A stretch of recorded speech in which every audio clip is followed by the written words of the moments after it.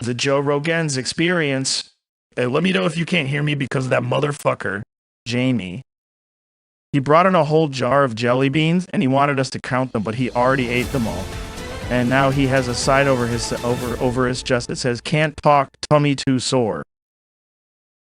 That's exactly the kind of thing that makes me feel like maybe we should replace him, but I care because I hit and run his dad. Oh, is that why we have Jamie? Yeah, I hit and ran his dad. I hit him with a car and I drove off. And to pay him back, I said, "I'll take your son and I'll make him my producer." Oh, is that canon? Is that why we have Jamie? Yeah, that's why we have Jamie. I forget it too sometimes, but it's because we hit and ran his dad and then he gave him to us, kind of like a, I don't want to use the word, but you know what it will say indentured servant. Yeah, that's weird. I guess that's kind of what it was. Well, anyway, I'm glad you all can hear me. Here's the thing. I'm going to have to, I was told by Case Blackwood, who's the lead line editor or something for the news program that's cut a deal with us for money. He said that I have to rap, and I'll kind of just do what I'm told. Ooh, there's someone at the door, actually. Just one sec.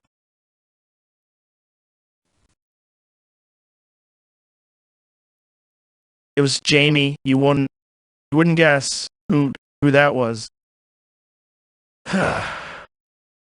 Jamie tried to order one of those puppy experiences to work where you they deliver like 5 puppies for you to play with for the day to your door. But he accidentally ordered the Gumby experience, and it was a life-size Gumby actor. And I just had to send him away because you could see his penis straight through his outfit. Really, shouldn't Gumby be a lot thicker than that? Like, the outfit would be like a big character outfit. It should be thicker than that. You shouldn't be able to see the penis.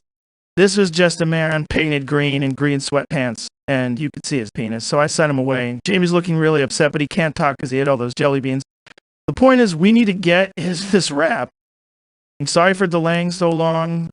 I'm gonna blame Jamie. How long was it? It was really long, but you can tell it was thin. Kind of looked like he was running a curly straw down his pants.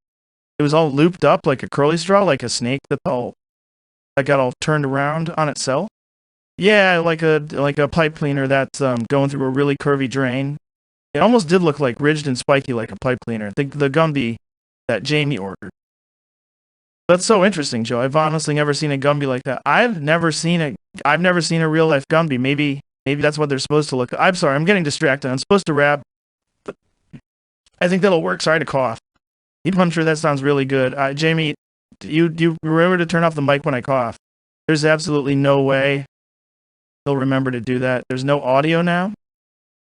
No, there's audio up. Jamie, Jesus Christ, he's just weeping over. He's just weeping down into his empty jelly bean jar. But the point is we have to rap. I'm going to go into it. I'll just kind of kick it off the dome, try to get in the flow. And then, and then to be honest, I guess, Joe, if you're okay with this, I'll probably be okay with it, Joe. Yeah, Joe, if you're okay with this, I guess chat, just, you can ask us questions. You can just say stuff to try to get us to react to. We'll try to kick it off the dome, but with really good rap skills. A lot of people are talking about how rap is actually a lot like powerlifting. Oh, I never really considered that, but that's a really good point because they're both flow experiences. When I'm in the gym and I'm lifting really well, it's a pure flow. It's a perfect burn. So that makes sense. So it's like a fight. Obviously, it's like a fight. Yeah. A lot of people said that. That's a good point. A lot of people have said that it's like a fight. Rapping is like a fight game. Anyway, let's get into this rap. I'm gonna fucking basically destroy the mic. Yeah, and I'll also pop in to occasionally destroy the mic with you, Joe. Yeah, Joe, you're one of the greatest rappers of all time. I don't know that much about rap, but in my opinion, you're one of the best to ever do it. And again, I don't really know anything about rap. I don't even really listen to it, but when I do, I know that you're one of the best to ever do it, and to you as well. So let's begin. Oh, here we go, yeah, you know I'm going in. It's your boy, it's Joe Rogan. Muscles popping like my name, Hogan, but it's not a podcast, baby, I'm just flowing. I'm like, uh-oh, look at how I live. Am I going liberal or conservative? I don't even really know on my Shapiro flows. I'm like, damn, baby, just get Joe Rogan's nose. Or maybe look at Joe Rogan's little toes. You talking toes, Joe Rogan? Now you really going. Why you talking about your toes? Is they fucking broken? Nah, my toes ain't broken from the kick that I'm throwing. I'm like, damn baby, look at the dick. I'm in the UFC, throwing up the kick. I get high, baby, like I'm all up on that THC. But secretly, I'm just inside of the UFC. I'm like, uh-oh, don't blame me. Look to the left and blame Jamie. Jamie, you fuck up. Didn't I say that you should pull that shit up? He's like, oh no, what do I do? Joe Rogan, please don't be mad, boy. I'm like, fuck you, Jamie. Go ahead and pay me. Jamie always paying that fucking game blaming. Game blaming? The blame game's what I mean, and I'm already going, it's a fucking dream. I'm like, I'm getting big. Gonna grab that big gold beat and lift. Okay, I'm not dead. I'm just struggling under this little bald head. Now ask me questions, I'll teach you a lesson. Yeah, on the beach I know that I'm befriending. Okay, I don't mean to glow, but I'm seeing oogies with the dragon team most. I'm like, uh-oh, I'll take a spin for ya. Is that the giant forehead of genie? Yeah, it's like even more than I can handle. Like I'm Beowulf beating up that big Grendel. Yeah, I'm the best, like my boy Earl Rex, except I'm about as strong as a Tyrannosaurus Rex. Rex is king. Look at how Joe Rogan's living. Yeah, it's not a test. It's just Joe Rogan with the #1 podcast. Okay, I ain't even glowing. I'm more like Conor McGregor flowing, meaning that check the book. I'm about to knock the beater with another right hook, and that's about all I gotta say to you. Anything else you wanna say, Joe Rogan too? I'm like, fuck yeah, baby, I'm Joe Rogan too. Sticking to Joe Rogan, born like glue. Yeah, we both flowing up in the beat with the two Joe Rogans. That's fucking heaven sent Joe Rogan experience. Experience says, because there's two of us, and I'm gonna bust. I'm gonna fucking bust from how sick that was, man. That was incredible. I'm assuming that was incredible, and when it said it was on the beat, that's a safe bet. I mean, in my opinion, it's not about being on the beat. It's about the beat. It's about the beat being on you. Yeah, that's a really interesting point. A lot of rappers don't mention that enough, how it's not about staying on the beat. It's about making the beat stay on you. You gotta wrangle that beat into submission. Like it's in a fucking chokehold, you know? Like it's in an armbar. I put the beat in an armbar. And I think that we pretty much, we got so nasty with it that the beat had to submit. Yeah, I'd say that's fair, Joe. And Elastic Polar Bear OG is saying that those bars slapped extra hard. Yeah, we didn't take a lot of questions. We didn't take many questions. Is there anything you've been doing lately? You been in any supermarkets lately? I don't really go to those. I'm actually really rich, so it's just a waste of. I just have food delivered. I have a chef. Oh, I forgot that we're really rich. Anyway, if anybody has any questions, we could take a few. You know, we did rap, so that's probably like that kind of fulfills our contractual obligation to be on a different streaming service illegally. Yeah, we are doing this, completely breaching our multi-million-dollar contract. But I think people are so obsessed with contracts, but really, what is a contract if not just a piece of paper that you can kind of ignore?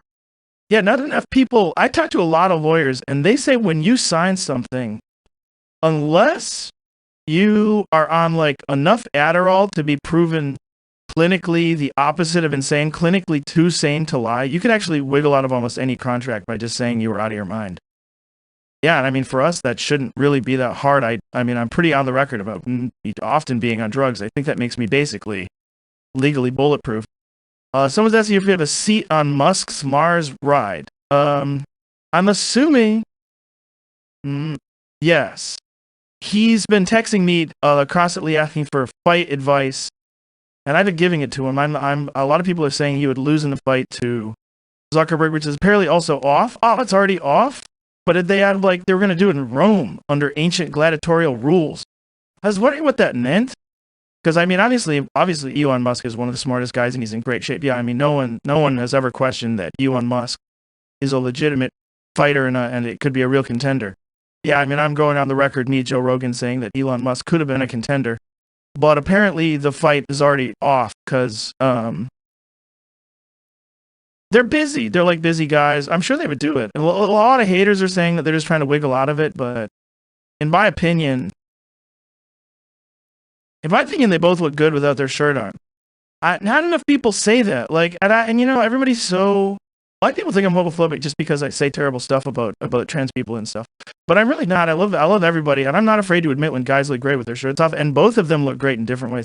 Yeah, because Musk kind of looks like, what do you see, like a grandpa, but you could tell that there's this power still in those muscles. There's a certain kind of flabby that looks strong. Yeah, he's got flab strong. Yeah.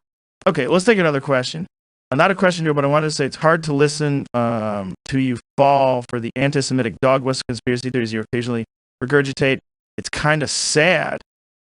And it's also sad to read that because our media landscape is so divided, and this is what they do to people.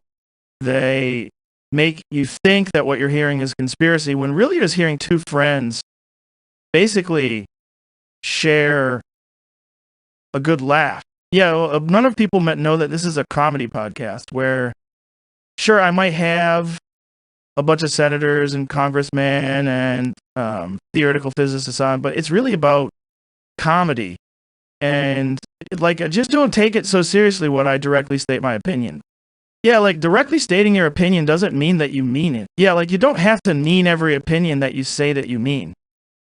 Anyway, an alien versus a robot, alien. And I'm going to go ahead and also say alien. I completely agree with you. Well, because a robot could be an alien. Yeah, and an alien could be, yeah. A robot is an alien. I'm just going to say alien. Like, aliens could make robots. Not enough people consider that, like, robots are only as good as the alien that makes them. Yeah, because if a human makes a robot, it can't, like, there's no telling if it could beat an alien. Like, we probably can't make a robot good enough to beat an alien. And the movie Alien vs. Predator is just two aliens versus each other, but the predators are kind of more robots, and I think an individual predator is more dangerous than an alien. Because they've combined robot and alien? Is that acceptable? Can we just say combine them and that wins? I think it's fair to combine them and say that wins. It could be alien versus alien robot, which is basically what a predator is, because of the fusion of technology and alien. Yeah, not enough people mention that Predator is a fusion of alien and robot, and that's that's probably what makes him so cool. That movie's so fucking good. Do you remember when movies used to be that fucking good? And we're trying to get out of here, right? Oh, yeah, we were trying to get out of here. But do you remember how good movies were when Predator was a movie? God, that was a time. Was that the 80s? Or was that also the 90s? I think Predators did come out in the 80s and 90s. And then I guess one came out in the 2000s. Yeah, but yeah. Now, were they all good? I mean, the Predators. Look, we're getting off topic. We're trying to leave. Yeah, that's a good point. We got to get out of here for the day. Look, this has been the Joe Rogan Experience. Jamie's